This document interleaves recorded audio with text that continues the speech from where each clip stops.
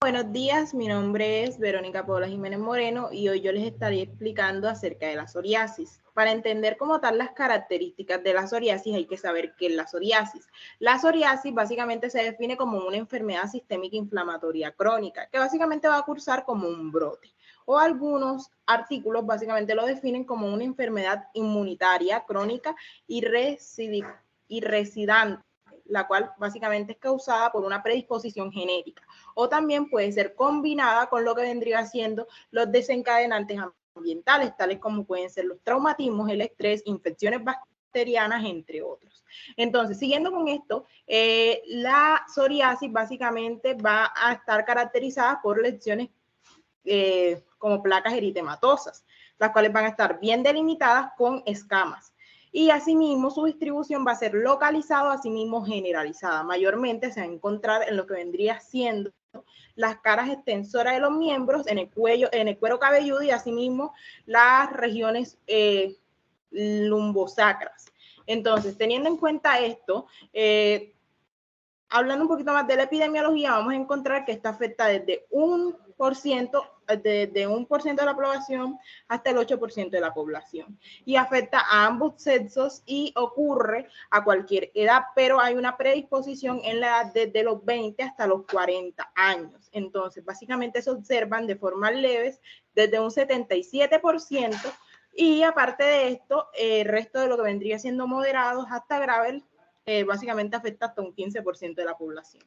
Entonces, hablemos de las etiopatogenias. Esta etiopatogenia va a estar caracterizada porque va a tener diferentes tipos de, por decirlo así, teorías. Entonces, las teorías iniciando principalmente con la teoría metabólica, donde básicamente nos hablan de que va a haber una gran actividad metabólica de las células de la epidermis y asimismo tiene una mayor cantidad de lo que son lípidos, causando, los lípidos pueden ser, o sea, se van a encontrar lípidos, glucógeno, pentosas, potasios, y va a haber como tal va a haber una alta concentración de una capacidad oxidativa. Entonces, vamos a encontrar lo que son los factores genéticos. En estos factores genéticos, básicamente se cree que la transmisión es autosómica, dominante o multifactorial, donde van a haber unos antígenos los cuales van a tener mayor predisposición, como pueden ser B13, B17 y B37. Ya hablando un poquito más de lo que vendría siendo la teoría infecciosa, nos habla que la posibilidad de un origen bacteriano viral ha sido considerado como tal, o un paciente el cual tenga como tal una infección, ya sea de la faringe o de otros factores, pues puede adquirir o tiene más posibilidad de adquirir lo que es la psoriasis. Entonces, encontramos lo que es la teoría inmunológica, que es la más la que más predispone como tal a nuestro paciente, donde básicamente nos va a hablar de la activación de lo que vendrían siendo los linfocitos T, específicamente lo que vendrían siendo los linfocitos TH1, donde básicamente nos van a hablar que por la acción conjunta de las células de Langerhans y asimismo los propios queratinocitos con la producción de citocinas básicamente van a actuar en lo que vendría siendo los linfocitos T dérmicos y van a activar los mediadores de la inflamación, estimulando lo que sería la hiperproliferación de queratinocitos, causando lo que vendría siendo la hiperkeratosis. Entonces, ya hablando un poquito más de los factores que nos van a predisponer, teniendo en cuenta esto, vamos a encontrar los traumatismos, los fármacos, el clima, la obesidad y el tabaquismo y el alcoholismo. Hay que tener en cuenta que, que lo que son los fármacos, se los estaré explicando más adelante, pero son aquellos tipos de pacientes los cuales pues consumen muchos corticoides. Asimismo, el clima puede afectar lo que vendría siendo el frío o cuando hay cambios de temperatura muy bruscos, la obesidad, que básicamente aumenta el riesgo también de como tal adquirir lo que vendría siendo nuestra psoriasis. Entonces, ya hablemos un poquito más de la clasificación. Entrando en la clasificación vamos a encontrar la localización y asimismo la morfología de nuestra dermatosis. Entonces, la localización básicamente puede ser en la piel cabelluda, la zona del pañal, las uñas, la parte facial, la parte plantar o los pliegues. Entonces, también hablamos de la morfología, donde básicamente nos va a hablar de que se puede encontrar en lo que son las gotas, las placas, la parte lineal, la parte folicular y las pustulosas. Vamos a encontrar que esta se va a dividir en dos en dos tipos de psoriasis. Va a estar la psoriasis tipo 1 y la psoriasis tipo 2. La psoriasis tipo 1 básicamente es la juvenil, la cual nos habla que puedes encontrarse en pacientes menores de 40 años y básicamente este generalizado y mayormente se encuentra que estos son los pacientes los cuales tienen resistencia ante el medicamento y asimismo se encuentran que son los pacientes que estadísticamente son los que adquieren lo que es la psoriasis grave. Entonces, ya hablando un poquito más de la psoriasis tipo 2, son estos pacientes los cuales son adultos o tardíos. Entonces, son pacientes desde 40 hasta 60 años. Entonces, hablemos un poquito más del cuadro clínico, cómo se presenta como tal nuestra psoriasis. Hay que tener en cuenta que básicamente son lesiones elementales, como se los venía mencionando, las cuales van a tener placas eritematosas, las cuales se van a caracterizar por unas escamas. Entonces, hablemos ahora sí de la psoriasis de la piel cabelluda, que es la primera a la cual vamos a encontrar. Esta básicamente va a predominar lo que se predomina en lo que se va a encontrar como escamas finas. Asimismo, tiende a aparecer o tiende a presentarte ante el límite como tal de lo que es la parte cabelluda, o sea, donde vamos a encontrar el pelo como tal. Adaptan lo que son formas de casquetes y asimismo aparecen en zonas aisladas y casi no afectan como tal lo que es la parte facial o la parte de rostro. Hay un diagnóstico diferencial, lo cual podemos relacionarlo con esto, que es como tal nuestra dermatitis seborreica, que es otra dermatosis, donde esta básicamente va a ser más inflamatoria y esta básicamente sí nos puede afectar como tal ciertas partes de la cara. Entonces, siguiendo con esto, vamos a encontrar lo que es la psoriasis vulgar.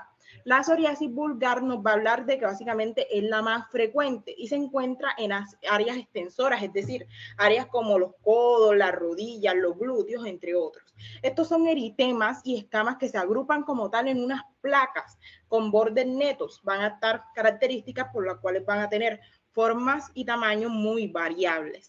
Entonces, teniendo en cuenta esto, van a ver una descamación de como tal una parte blanca, la cual va a tener un aspecto yelloso y asimismo puede cubrir este aspecto blanquecino todo lo que vendría siendo la placa o asimismo una parte de ella. Entonces, ahora hablemos un poquito más de la psoriasis en gota. ¿Cuál es la característica de nuestra psoriasis en gota?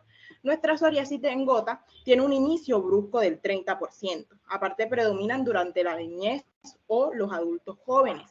Son pequeñas, pueden medir de 0,5 a 1 centímetro y se presentan en una forma como de forma eruptiva. Esto se puede encontrar en un tronco, en la raíz del miembro y asimismo se relacionan más que todo con las infecciones faringoamigdalinas. Entonces, siguiendo con esto, vamos a encontrar otra psoriasis, la cual es la psoriasis pustulosa. Esta psoriasis pustulosa básicamente es la forma más grave.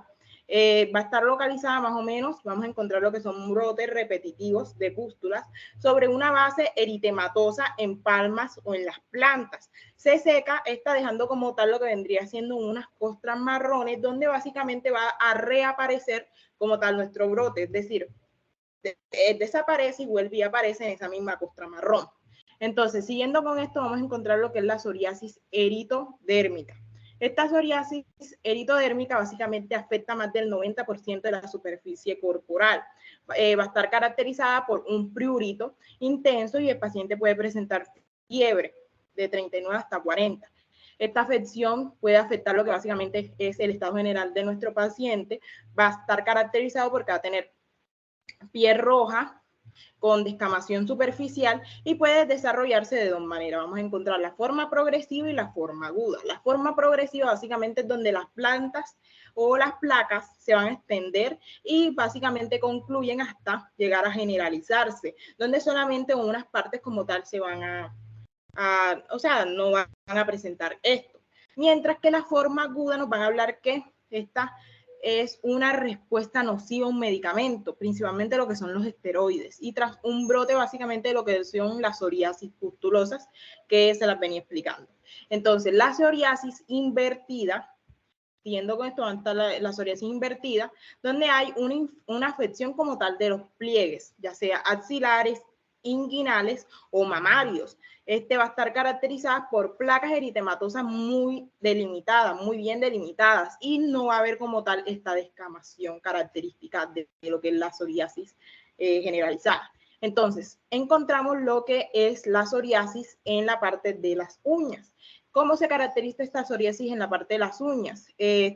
Básicamente se encuentra como un signo de edad, la decoloración en manchas de aceite. Lo que encontramos también son manchas blancas, las cuales van a caracterizar como tal nuestra psoriasis en las uñas.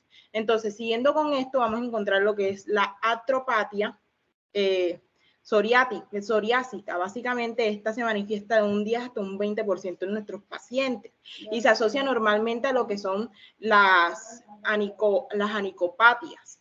Entonces, es intensa en muchos de los casos y es una enfermedad cutánea la cual es grave.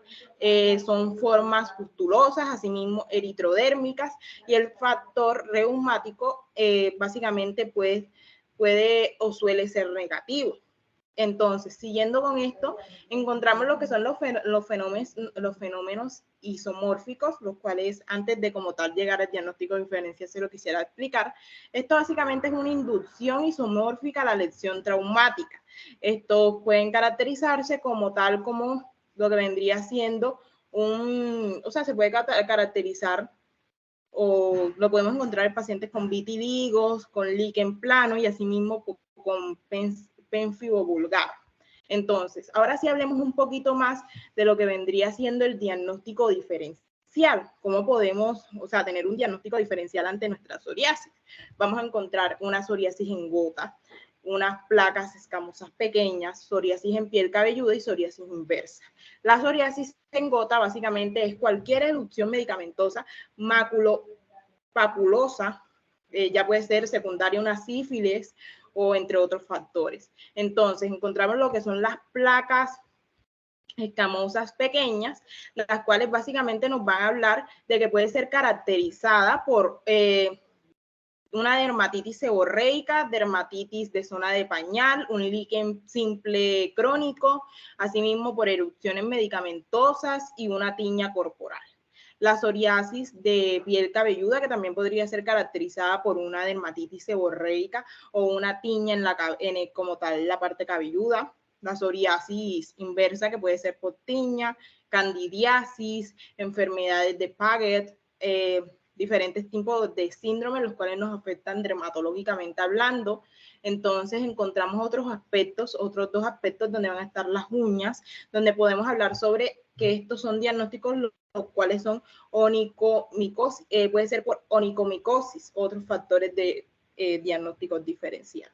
Encontramos lo que es la psoriasis artropática, la cual puede ser por artritis reumatoidea y asimismo por otros tipos de factores los cuales nos afecten reumáticamente hablando.